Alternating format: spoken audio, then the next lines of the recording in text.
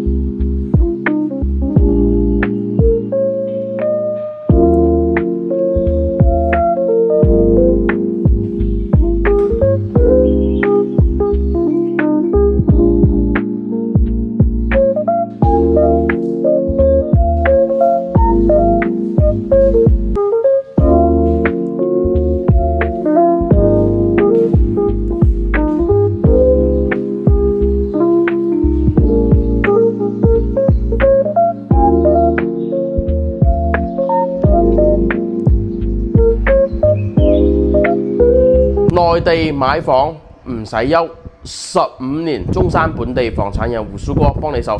Hello， 大家好，又係胡叔哥，今日咧又見面啦。今日咧胡叔哥咧即將會帶大家睇一套御龍山天梯261方，而且望到成個高爾夫球景嘅一個單位啦。事不宜遲，咁御龍山呢邊咧，相信睇過胡叔哥嘅影片嘅咧都知道，咁佢依家咧登賢路呢邊開通咗之後咧，從中山山鄉入到嚟嘅首站咧就係御龍山天梯啦。即係咁佢呢邊咧其實離中山溫泉非常之近，大概5分鐘左右嘅一個路程。咁去到中山山鄉嘅中心位置，如果自己開車嘅情況下咧，就係8分鐘左右可以開到噶啦。咁去到港珠澳人工島口岸咧，就係35分鐘，去到珠海三湖咧就係25分鐘。如果發返到澳門拱北口岸咧，就係35分鐘。去到中山市區咧都非常之方便，大概都係25分鐘左右可以去到中山市區啦。咁御龍山呢邊咧，即係隨住呢個登賢路嘅開通咗之後咧，咁樓下啲商鋪咧都好租咗少少。雖然話整體入住率咧都唔算話特別高，不過呢邊咧就係比較清靜、比較舒服。咁佢開咗之後咧，咁如果你話有啲單位咧，如果你話靠近登賢路咧，就可能會有啲聲。不過佢呢一棟咧就啱好望到小區園內嘅，所以講咧就非常之安靜啦。咁依家咧首先帶大家睇翻呢個陽台望翻出去嘅一個景觀啦。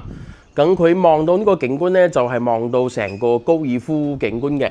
因為講真咧，佢御龍山天梯咧，雖然話小區係比較大，261方咧，其實得2棟 B1 棟同 B2 棟。不過咧 B1 棟係隔離 ，B2 棟係呢邊。按照景觀嚟講咧，其實 B2 棟嘅景觀咧會更加靚少少。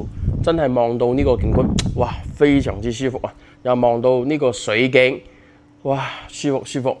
咁講真咧，御龍山天梯咧，即係由於佢嘅尺數面積已經去到更大啦。如果你話按照露台嚟講咧，其實露台咧講真唔算特別大，呢個戶型戶型嘅實用率咧都唔算話特別高。不過有啲朋友咧就係唔中意別墅嘅，比較中意呢啲大單位嘅。咁佢呢個戶型咧，首先咧除咗呢個景觀優勢比較大之外啦，咁仲有咧就係呢個層高啦，層高去到3.5米。因為基本上咧，如果話裝到更大面積咧，好多朋友咧都係要做翻一個吊頂嘅，你都係成屋嘅一個吊頂啦。咁吊到頂嘅情況下咧，咁你冇咁上下嘅層高咧，就係睇起身都會比較壓抑。因為包括你話除咗御龍山天梯，包括成個御龍山又好，成個中山山鄉又好，其實冇咩層高，然之後又有靚景嘅大戶型啦。咁佢呢套嘅紅本面積咧就係261平，目前開價咧就233萬，業主話睇啱可以大批價。咁呢個餐客廳咧就非常之長啦，兩邊加起身個空間咧都即係目測咧都有去到成800幾尺，即係餐客廳呢度加起身啊，呢個深度啊仲係非常之深啦。咁佢呢個戶型咧就目前嚟講咧就係清水樓啦，到時候咧自己後期咧就要裝修翻先可以住到入去嘅。咁首先咧先帶大家睇翻入門口嘅一個位置啦。入門口嘅咧佢係一個雙開嘅一個子母門，咁呢邊咧到時候可以做一大排鞋櫃玄關嘅位置。咁一入到嚟嘅門口嘅呢個位置啦，先俾大家睇一睇。呢度咧可以做翻少少櫃。咁呢度咧係一個衛生間，都可以理解為佢係一個公共嘅衛生間。呢個衛生間咧都可以當套間，不過呢個衛生間咧講真唔算特別大，大概去到4個平方左右。咁呢間房嘅空間咧就好大，即係有去到200尺度嘅一個 size 啦。咁後期咧呢度咧要自己封翻一個超級大嘅一個落地窗。咁呢邊咧望翻出去嘅景觀真係舒服啊！望到呢個高爾夫球景啊！所以整體嚟講咧，呢個房咧就 OK， 大，除咗大咧都係大。因為清水樓咧都好少俾大家影，因為主要係各位朋友咧就覺得買到更大嘅單位，買清水樓裝修又費掹啦、費時間啦、費精力啦。咁呢度咧就係主人房嘅一個空間啦，先俾大家睇下主人房。主人房嘅呢個衛生間都有去到成100幾尺嘅一個衛生間，都有10幾個平方啦。這你頂得順嗎？咁睇衛生間咧就呢個咧其實就會有啲大得滯，因為衛生間睇翻大家中唔中意嗰啲浴缸咯。呢啲咧即係你話擺埋浴缸啊，其他嗰啲嘢都係冇問題嘅。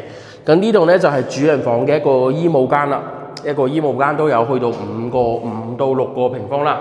咁主人房嘅面積咧，大概有去到成接近40方啦，即係全部空間加埋起身嘅情況下，即係你擺2米嘅床又好，1.8米嘅床又好，都通通係夠晒噶啦。咁主人房望翻出嘅景觀咧，就係望到成個高爾夫球景啦，非常之舒適，非常之舒服啦。呢個主人房，然之後咧，咁佢似天禧呢啲設計咧，其實間房都係套間嚟嘅。即係包括似隔離嘅呢間房，都係一個套間。不過隔離呢間房嘅窗咧，講真會細翻少少啦。呢間房嘅空間咧，其實同主人房嘅空間咧都唔會話細好多。咁呢個窗咧就細翻少少，係望到小區園內㗎啦。包括佢似呢個位置咧，都會有一個衛生間。衛生間咧都有去到6個平方左右啦，就唔算話特別大啦。呢個衛生間。咁大家睇翻仲有另外一間套房。呢間房咧就會細翻少少啦，不過咧佢都係獨立嘅，有衛生間嘅呢間房。再加上咧佢呢度咧望翻出嚟咧，就係望到成個小區園內噶啦。不過咧佢呢間房咧依然都係要加翻一個超級大嘅落地窗啦。咁呢度你可以做翻書房都冇問題嘅。咁呢邊望翻出去天禧嘅成個小區園林咧係非常之舒適、非常之舒服啦。呢個小區。咁目前4間房咧，即係假設你話想搞多間茶室或者書房，即係有啲朋友佢住嘅人比較多咧，可以喺出邊陽台嘅位置咧封翻個玻璃，再間翻多一間房都冇問題嘅。不過咧，佢呢個講真啊，美中不足嘅咧係呢個廚房比較細，得6個平方，更大嘅單位。不過咧，咁佢呢啲設計到咁咧，就肯定係中西結合嘅啦。即係你入邊咧可能係中廚，出邊咧就有一個私廚。即係等於你分咗3段式嘅一個空間啦。咁呢度咧就係另外一個生活陽台。咁呢邊咧後期其實可以封翻一個大玻璃嘅。封個大玻璃嘅情況下咧，呢邊可以間翻個類似於洗衣房啊或者茶室啊都冇問題嘅。即係睇翻大家點樣使用啦。因為始終清水樓咧就可以根據每個街坊朋友嘅即係實際嘅用途做翻自己想要嘅一個戶型就 OK 㗎啦。咁呢個單位。目前嚟講咧，咁業主開價咧就係去到233萬，咁單價咧就8900。咁業主話睇啱咗價錢，好商量啦。